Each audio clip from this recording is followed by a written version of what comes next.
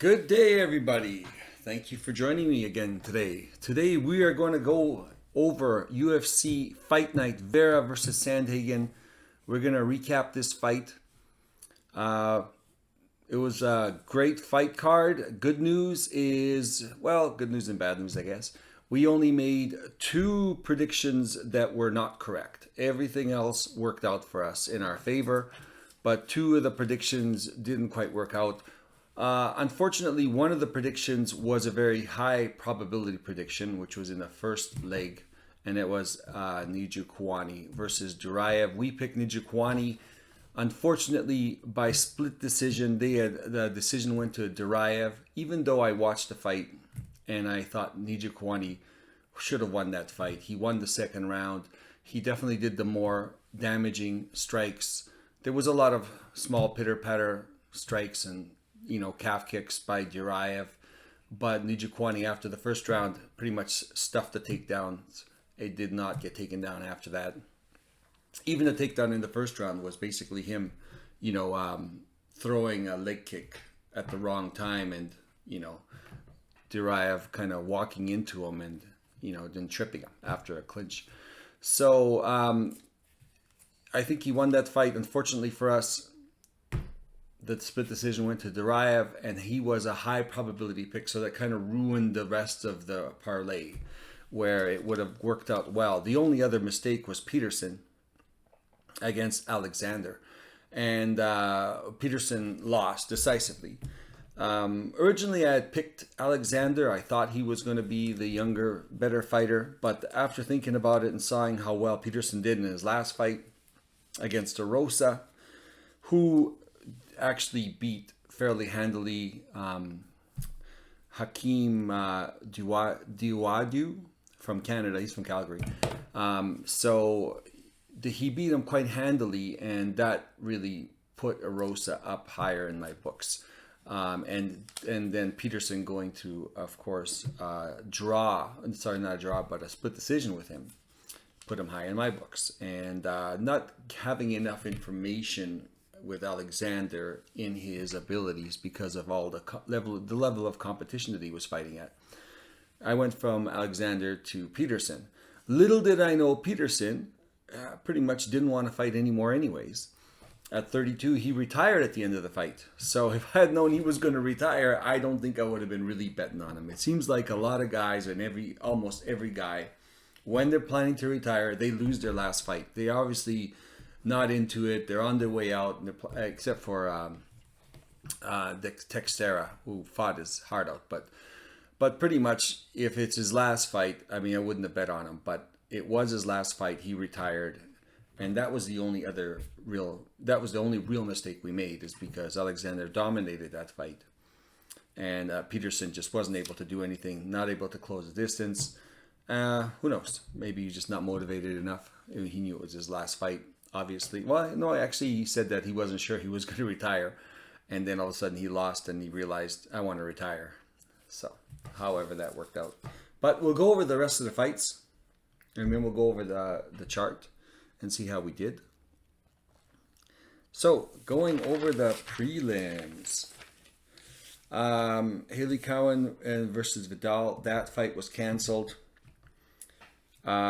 Next fight, the first fight ended up being Victor Altamirano versus Vinicius Salvador, and that was a pick'em fight. It was we picked Victor Altamirano, more ways to win. He ended up winning the decision. I think it was 29-28 unanimous. Victor Altamirano, he fights a very similar style to Vinicius on the feet. They kind of go for broke, lay it all out there. Although Victor Altamirano had more ways to win, he had a ground game, which he took advantage of, and that's probably what swung it for him. Vinicius Salvador is a fun guy to watch, but his ground game is not too bad. It just, he doesn't really fight on the ground, and Altamirano definitely took him to the ground. It was an awkward fight for Altamirano. Altamirano had this weird defense. I mean, it looked like Vinicius Salvador was fighting a capoeira style of offense, and Victor Altamirano was fighting a capoeira style of defense, where they would both be in awkward positions, one striking and one defending. and it looked really weird, but I don't know. I don't know if it was part of the game plan, but it was definitely different. But they went all out, and we got it right. Altamirano did win that decision. Manuel Torres versus Trey Ogden. Fight got canceled. CJ Vera versus Daniel Lasarda. Well, we picked CJ Vera. It was in the high probability pick. So, and CJ Vera, of course, won that fight. And he's a very tough, durable guy, which is what we were expecting, that he was going to just grind out Daniel Lasarda. And that's what he did. And he eventually stopped Daniel Lasarda. Can't remember, it was a second round, I guess. He had him on the ground and pound. And CJ Vergara has got a lot, big gas tank, big heart. But Daniel Lasarda, I mean, what can I say? I really like that guy. Like, I don't know what's wrong with him physically, where he can't continue to fight deeper into the rounds. But man, this guy, for the first round, he is dynamite. This guy's great to watch. He's either going to finish you or he's going to get finished. He actually went to the second round, which is odd. So if anything, his cardio might actually be getting better. So something's going on. He's in the second round. Maybe he can push it to the third round. But of course, in the second round, he was very not as effective, because you could tell he was very tired. And he basically, I think he's going to drain his gas tank anyway. But he drained the gas tank chasing CJ Vergara, because he tagged him like 3 times, maybe 4 times. And literally, CJ Vergara, he was smart to do it, but I don't know how legal it was. Literally, he had turned his back and ran around the ring while Lasarda chased him around the ring. And it was a little ridiculous to watch.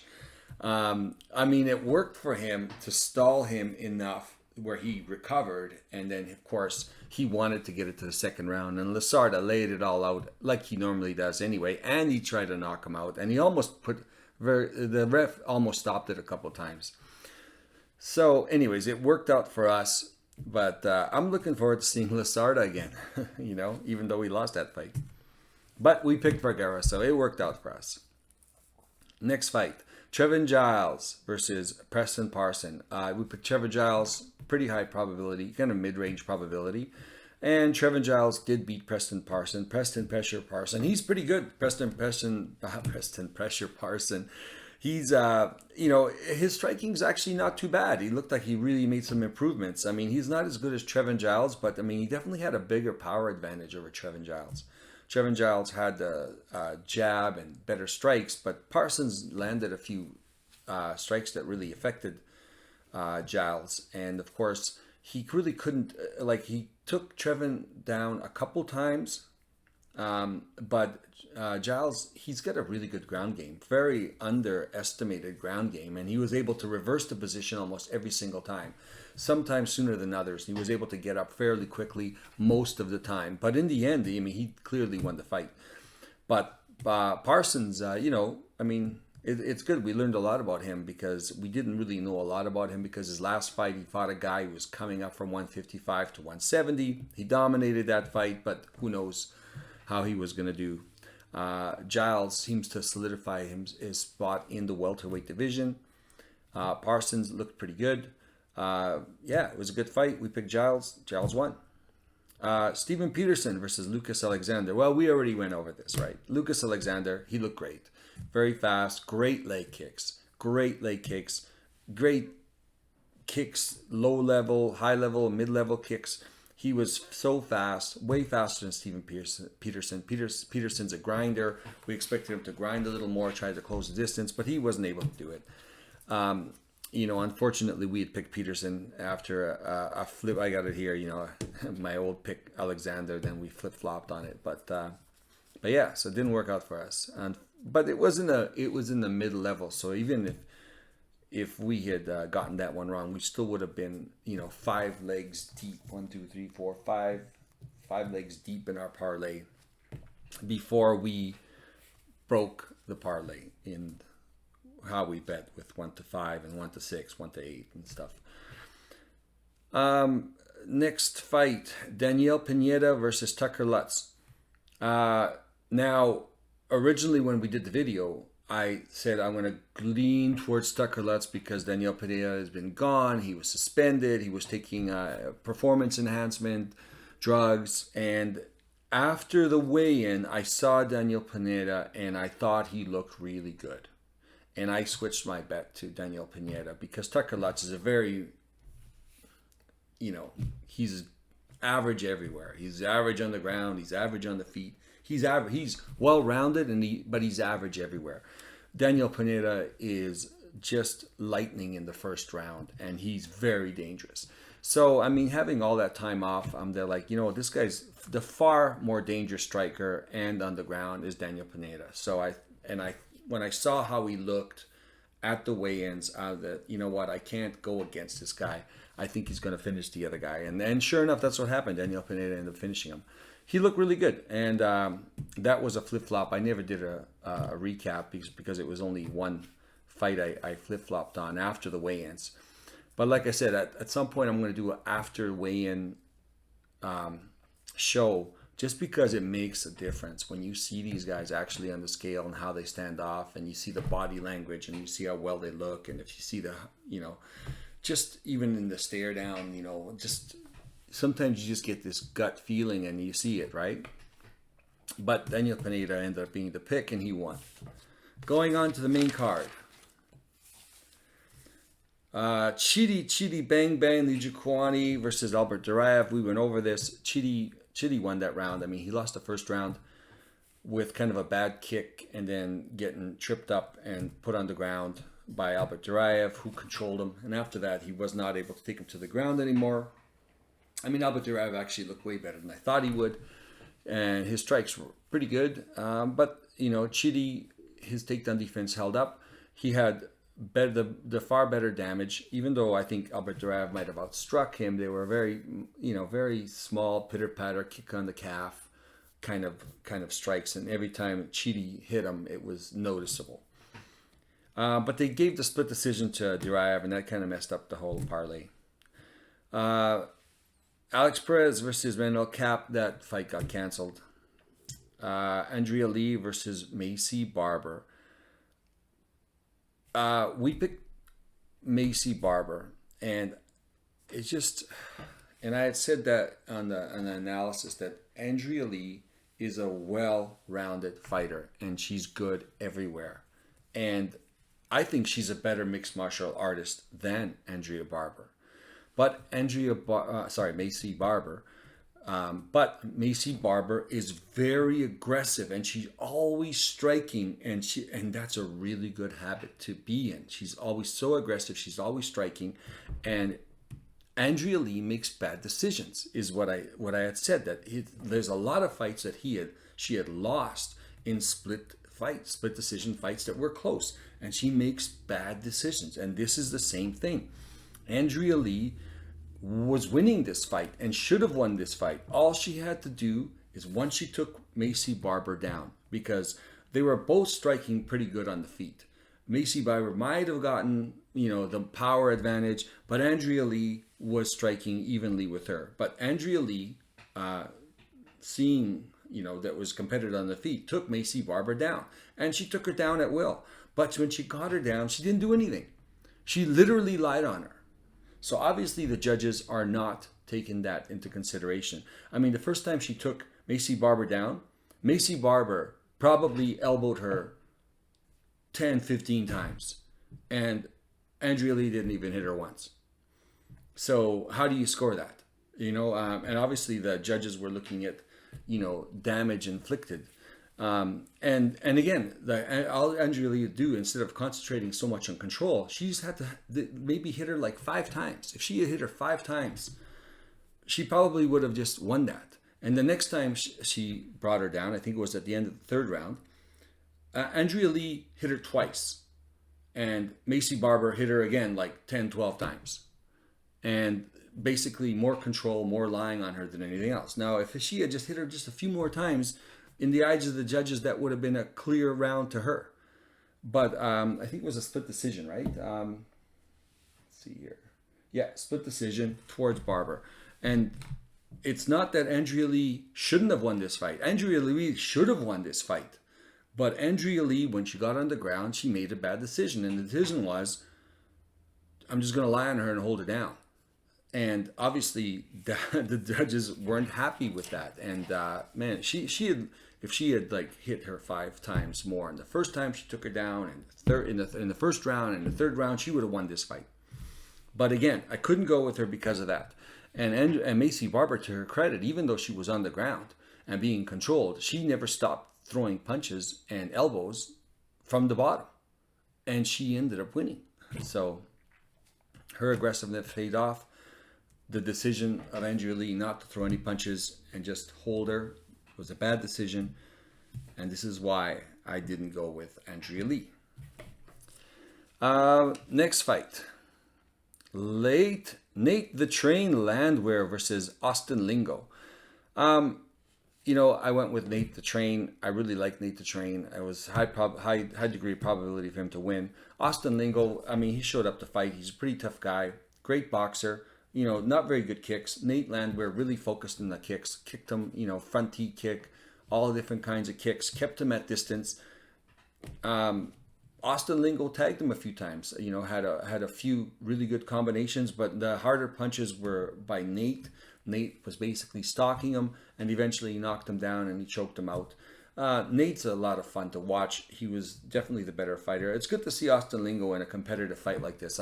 It's good for us because we get to see, we kind of got to see at what level he's at, because before we really didn't know what level he was at. Yeah, we knew he was tough, we knew he's a grinder, but now we know that he can get submitted, and he's got great hands, he's tough, his kicks aren't great, so it's more of a, even though he's well rounded, but he's not great on the ground, doesn't have great kicks from what I saw. Nate Landwehr, very entertaining guy, a lot of fun to watch, and he won just like we expected, only it was not the way we expected. We didn't expect him to submit anybody. I thought he was just gonna win by knockout or knee knee to the head, but yeah, he won. We picked him. Great for us. The team is winning. Holly Holmes versus Yana Santos. High degree of probability for Holly Holmes, even though we had put all the girls' fights at the bottom end of the legs, just so we don't get burned. But I had a high degree of probability that Holmes was going to win. We picked Holmes. Holmes won, obviously. She was better on the feet. She was better on the ground. She was just better everywhere. And it was a fairly easy decision for Holly, and she was dominating everywhere. And considering she's 8 years, that 8-year gap did not play a difference here. She doesn't look really worn out. She doesn't look old. She looks a little stiffer to me, Holly Holmes does. But she also looks like she has better technique on the ground than before. So, I don't think she's any worse than she was before. If anything, she's better with technique. Maybe not as smooth with the kicking and the striking. She just doesn't look as smooth as she did when she was younger. Of course, she's getting up there, but definitely if she fights the right person, I would bet on her again. I don't think she looks old. Final fight, Marlon Chico Vera versus Corey Sandhagen. We had picked this fight as a 50-50. Corey, in our analysis, my analysis, I guess. So I'm going to take full blame for this. Corey Sandhagen should win. He was the better mixed martial artist. But then again, so was everybody who lost against Vera. And Marlon Vera has a way of just out-toughing everybody. He's going to take all your shots, and then he's going to nail you. He's going to kick you. He's going to kick you in the leg. He's going to kick you in the head. He's going to kick you in the body. He's going to punch you in the head. He's going to punch you to the body, and his punches are very strong, and he's going to lay you out or hurt you so bad that you're not going to be able to go on at the same level you did.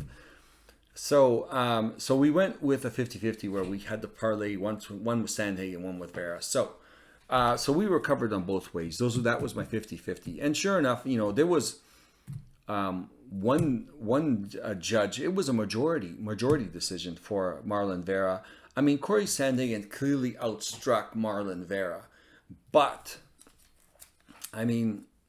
people were complaining that he was totally robbed. And, granted, I think that one judge who gave Marlon Vera the decision, the decision. I mean, it wasn't correct, but I could see. I mean, I was watching the fight. If you're not watching the amount of strikes that Corey was hitting Vera with, it looked like Vera was doing more damage because Corey Sandhagen would be boxing and tapping and kicking him, tapping him, punch, kick real quick on the leg and hit him 3 times. And Vera would absorb, 3 punches. And then all of a sudden Vera would punch Corey and you would notice, that would affect Corey. And, Corey would stop for a second. It would obviously affect Corey. You could visually see it. And when Corey was hitting Vera, it didn't look like it was affecting him. I mean, he didn't even look like, facially he didn't have any bleeding. He just takes punishment really well. So I could see how the judges, besides the first 2 rounds, the 3rd, 4th, and 5th, they were rounds that were hard to judge. Do you judge the person with a little more strikes, or do you judge the person who had more significant strikes that were affecting the other fighter? Even though I think Corey Sandhagen should have won the decision, I could see how they could see it, because when I was looking at the fight, it almost always looked like we were waiting for Corey for Vera to do, to knock Sandhagen out. But every time he hit Sandhagen, he was doing damage to Sandhagen, and you could tell it affected Sandhagen. So you knew that 1 or 2 more of those, and he could have turned the whole fight around.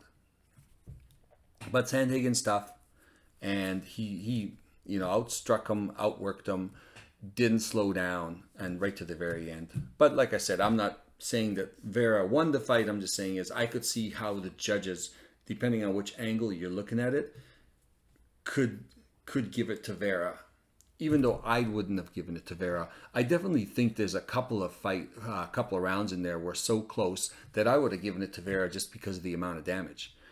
But nevertheless, we picked both, so we were correct. So good fight overall. We only made 2 mistakes. Kind of back, there was that one terrible fight that I said it was the worst fight I've ever done. This is kind of more back to normal, one mistake, 2 mistakes, and eventually we're going to hit those. We're going to get rid of those and we'll hit it 100%. But it was 2 mistakes, 1 bad decision, 1 actual mistake with Peterson. If I had known Peterson was retiring, I wouldn't have bet on him. We'll look over the board, confirm all of it. We'll talk about next week.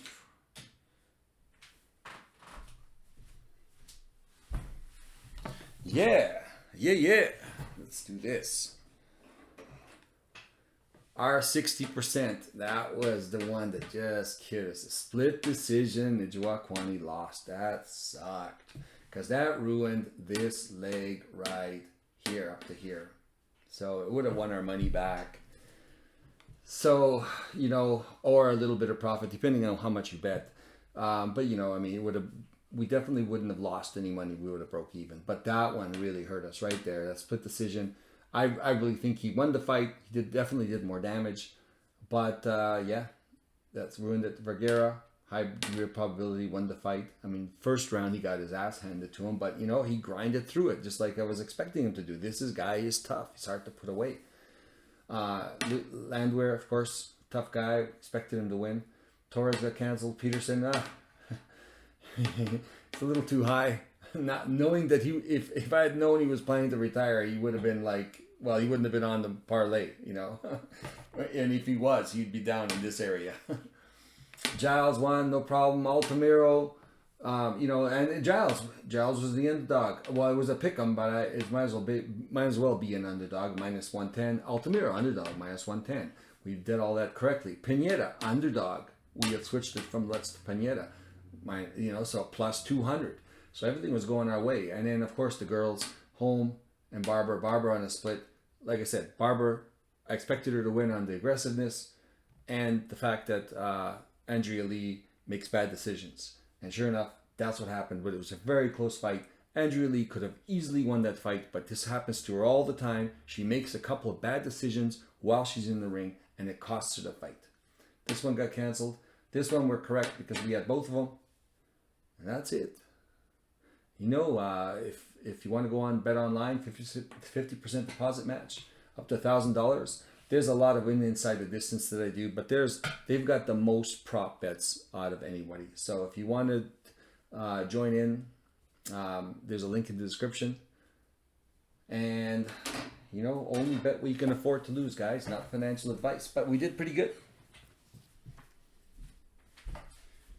Unfortunately, the parlay didn't work, but overall, the picks, we got only 2 wrong. So we're well ahead of the curve on this one.